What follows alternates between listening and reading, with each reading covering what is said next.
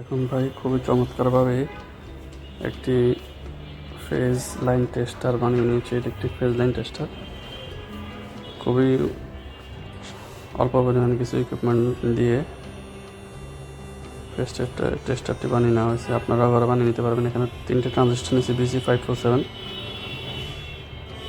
এটার base collector emitter হিসেবে connect করে নিতে হবে এরকমভাবে।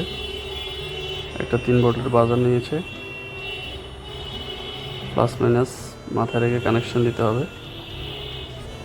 এটা রেজিস্টার এখানে লাগিয়ে নিয়েছে, আর একটা LED লাগিয়ে নিয়েছে। এখন কপার তার দিয়ে একটা অ্যান্টেনা তৈরি করা হবে।